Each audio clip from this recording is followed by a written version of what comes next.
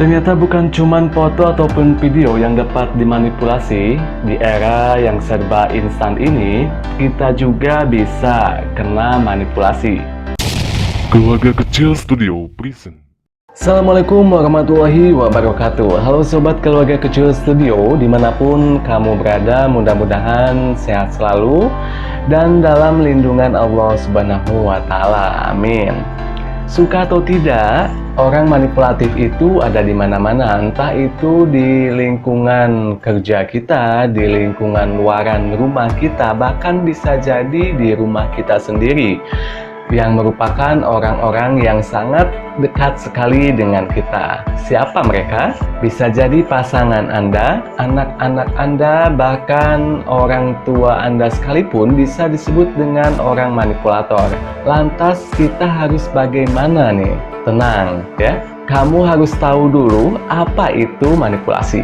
Manipulasi adalah tentang hal mencoba mempengaruhi perilaku ataupun persepsi kita melalui taktik tidak langsung dan hanya mengedepankan kepentingan manipulator semata. Faktanya adalah orang lain tertarik pada Anda untuk melakukan apa yang ingin mereka lakukan. Meskipun kita semua rentan terhadap manipulasi, jika Anda merasa tidak aman, terlalu baik, atau terlalu khawatir tentang apa yang dipikirkan orang lain, Anda mungkin menjadi sasaran empuk bagi mereka. Anda ingin tahu alasan mereka memanipulasi Anda?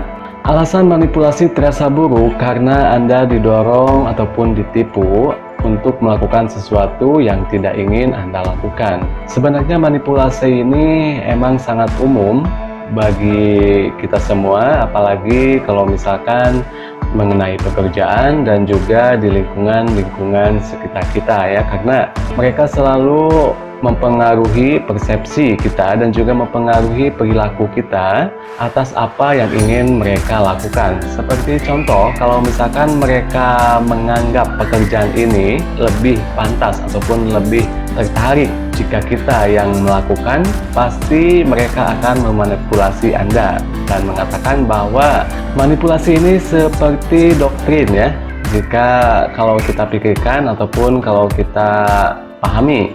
Jadi mengingat manipulasi merupakan strategi secara umum bagaimana Anda bisa menghadapinya tanpa Anda tertipu atau dimanfaatkan. Di bawah ini merupakan 5 langkah untuk kita biar supaya menang dengan manipulator.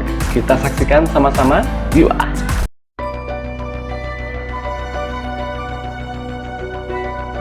Kecuali apa yang terjadi sepenuhnya tidak disadari, manipulasi antar pribadi oleh orang lain umumnya terasa tidak nyaman, seperti memutar lengan Anda. Tetapi dalam kasus ini, sudut pandang Anda diputar balikan, Anda akan merasa marah, bersalah, ataupun malu, seperti Anda melakukan sesuatu yang salah.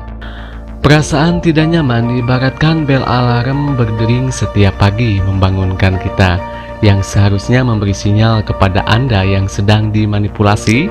Setelah Anda menyadari bahwa itu sedang terjadi, Anda dapat merencanakan respon aktif daripada jatuh ke dalam perangkap yang akan dipasang.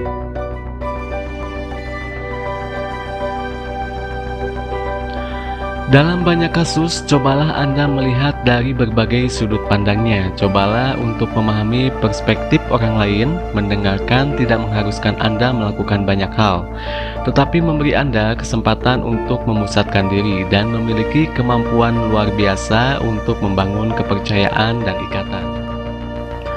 Ketika Anda mendengarkan tanpa mengubah perspektif, Anda memberi mereka sesuatu yang mereka inginkan, yaitu untuk didengarkan.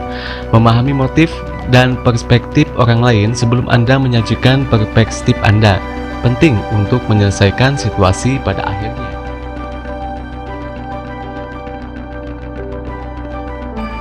Bingkai Anda adalah perspektif unik Anda sendiri berdasarkan pengalaman dan nilai Anda. Perspektif Anda sama validnya dengan orang lain. Mempertahankan kontrol bingkai adalah tentang mempertahankan posisi dan perspektif Anda. Bahkan ketika orang lain memiliki perspektif yang bersaing, itu tidak mengalah kepada orang-orang untuk menyenangkan mereka, tetapi Anda mempertahankan perspektif Anda sendiri.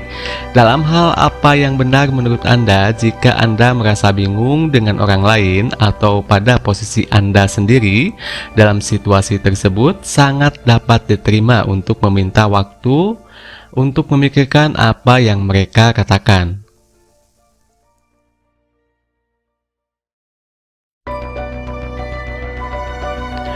Beritahu orang lain bahwa Anda memahami posisi mereka dengan apa yang baru saja mereka katakan, dan beritahu mereka bahwa Anda yakin motif mereka baik. Sebagian besar contoh manipulasi itu tidak bermaksud buruk, tetapi hanya tentang satu orang yang mencoba mempengaruhi sudut pandang Anda.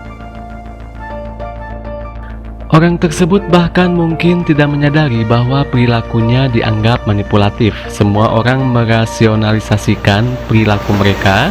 Jika mereka berpikir Anda tidak mengerti atau bahwa mereka bermaksud buruk, ini mungkin menimbulkan perilaku defensif dan dapat menyebabkan mereka berdebat lebih keras untuk posisinya.